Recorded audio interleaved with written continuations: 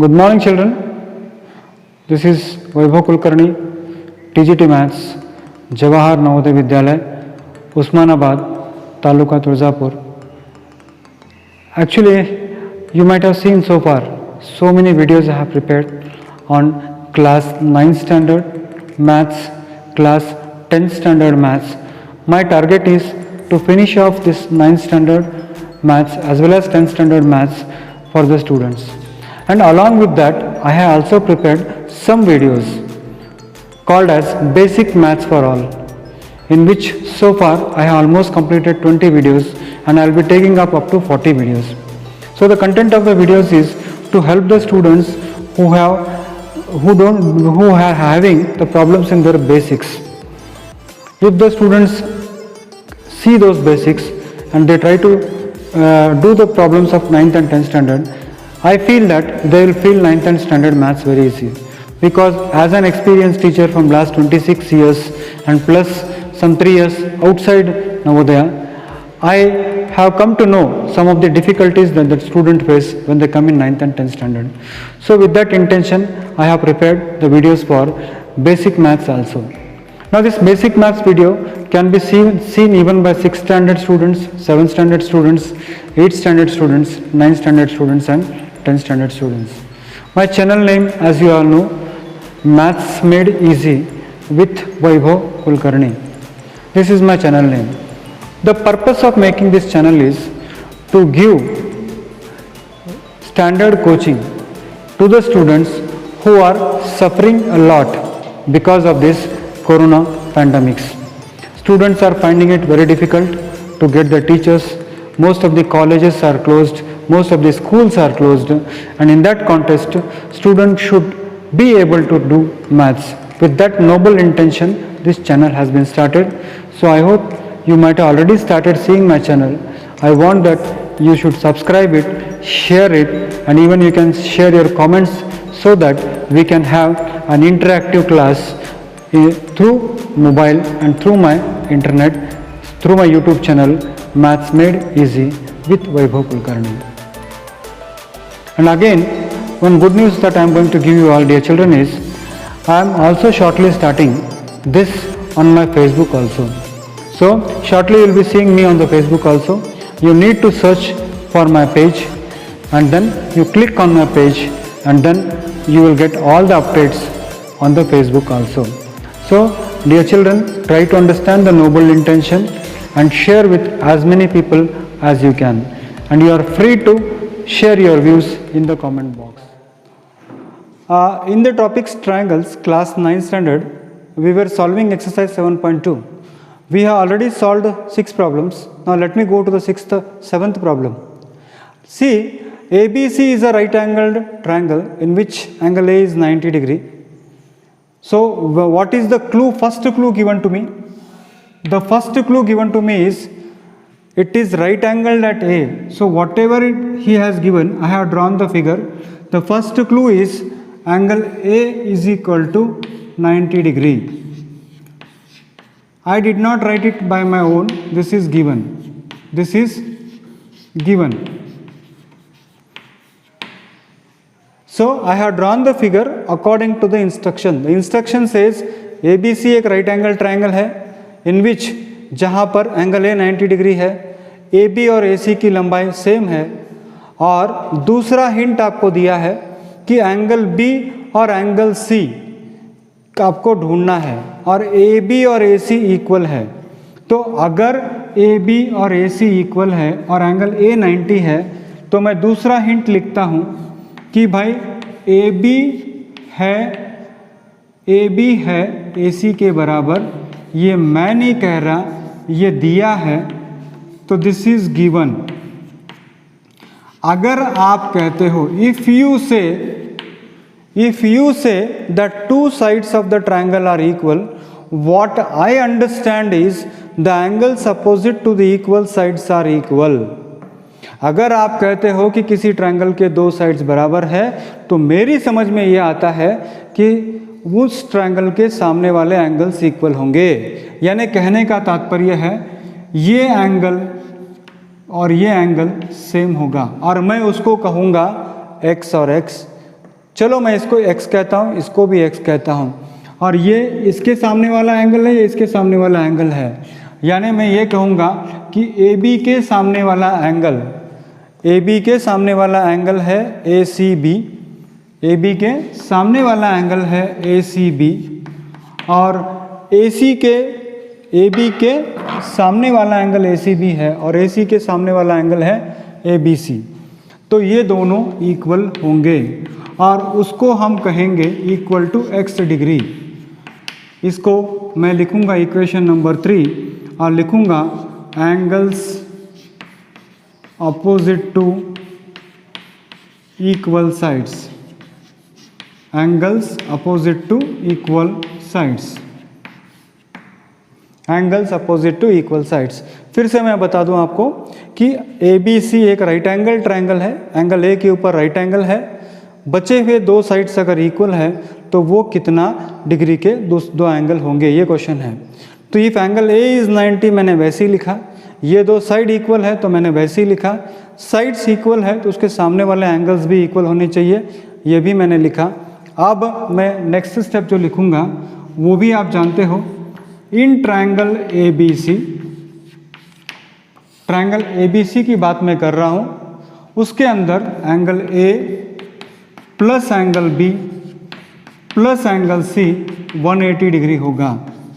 और प्रॉपर्टी कौन सी यूज़ की मैंने, sum angle property of triangle, sum angle property of triangle उसको यूज़ किया, क्योंकि किसी भी ट्रायंगल के अंदर तीनों एंगल्स मिलाकर 180 होता है।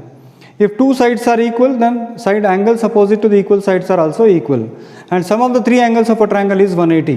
Here see children, angle A is already 90, angle B is x, and angle C is x is equal to 180. So children, this will become how much? 90 plus 2x is equal to 180. So this will become how much? 2x is equal to 180 minus 90. So this will become finally how much? 2x is equal to 90.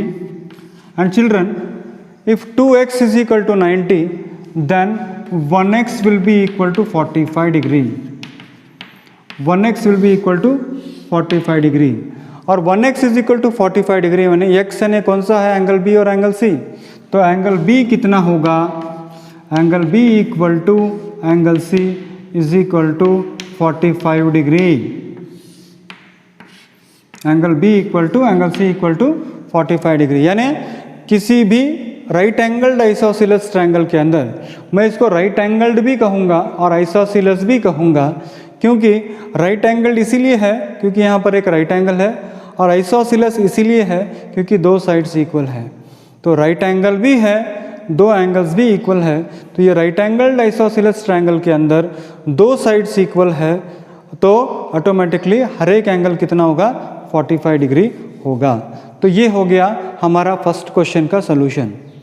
Next है, show that angles of an equilateral triangle are 60 degree each. जब figure आपको नहीं देते हैं तो figure आपको खुद बनाना पड़ेगा बच्चों, और उसका नाम आपको लिख दे। मैंने एक ट्रायंगल बनाया ABC।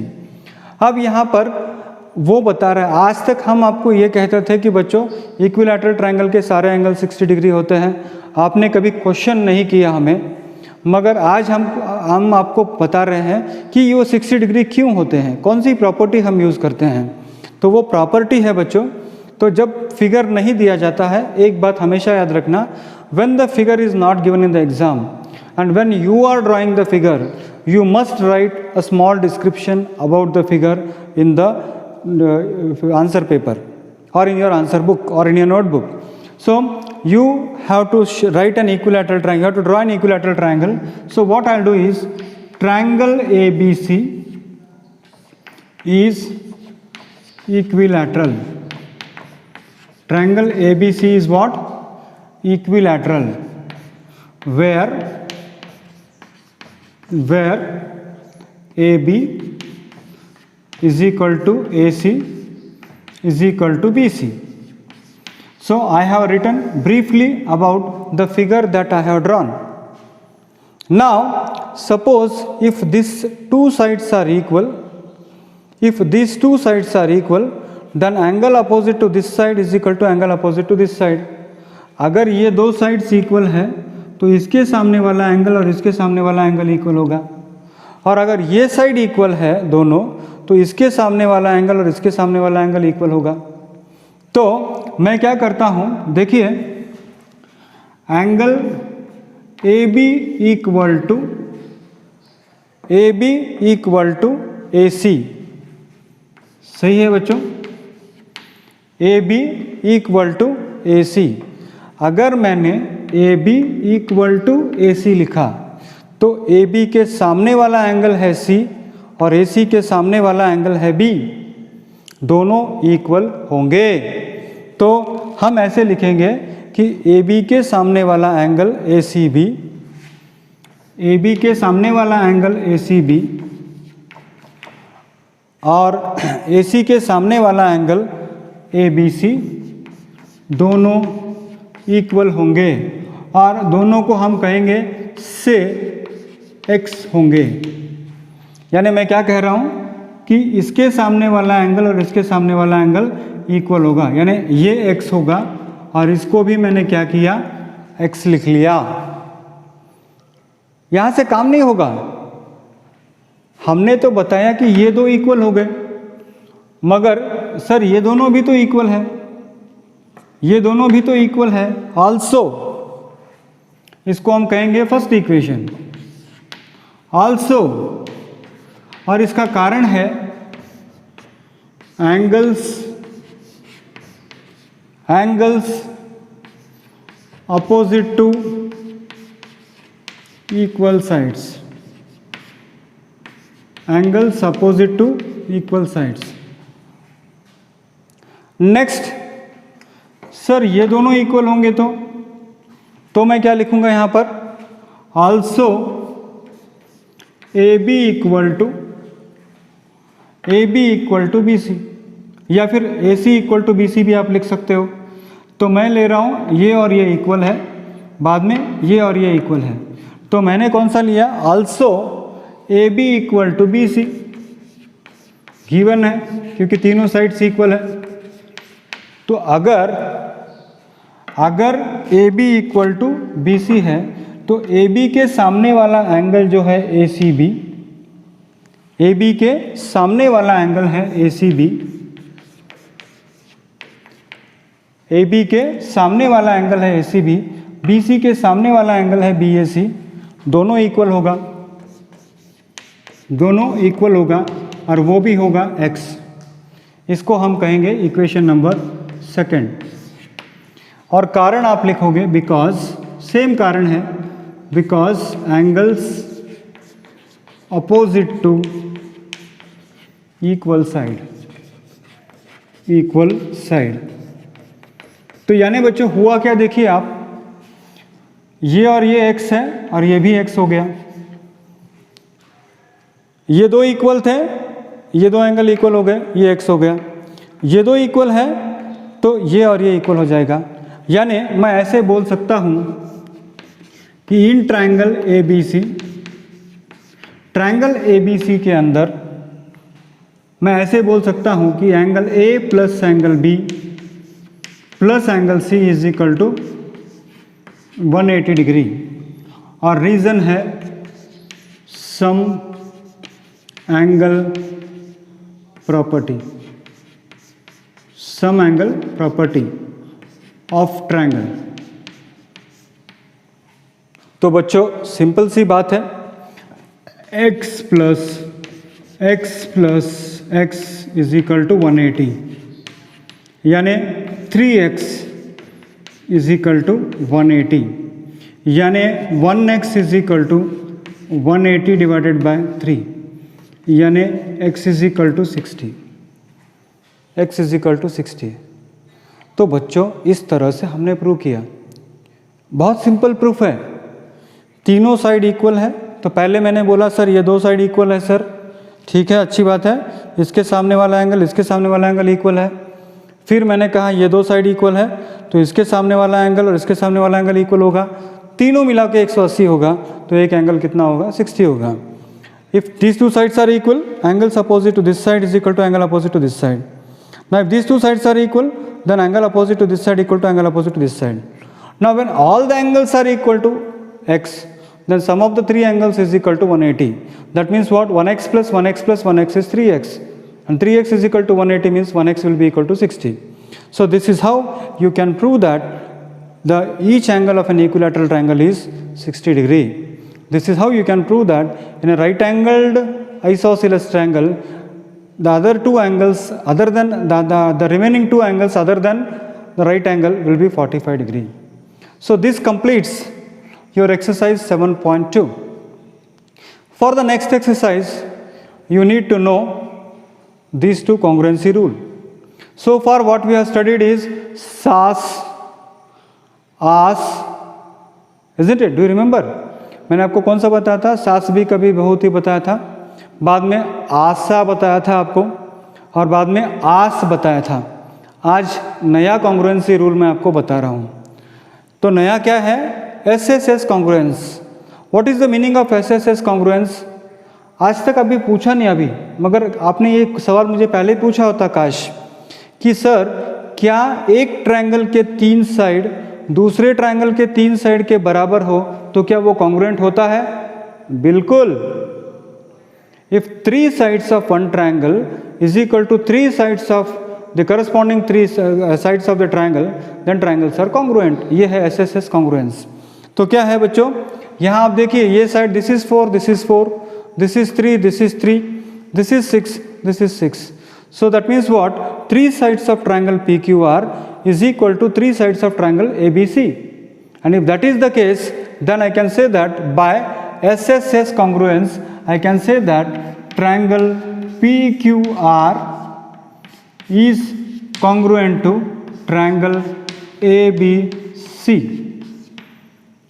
And rule is yes, yes, yes. Yes, yes, yes sir, अगर 3 साइड इक्वल हो गए तो क्या होगा? बचे हुए 3 एंगल्स ऑटोमेटिकली इक्वल हो जाएंगे by CPCTC. You need not have to measure the remaining 3 angles.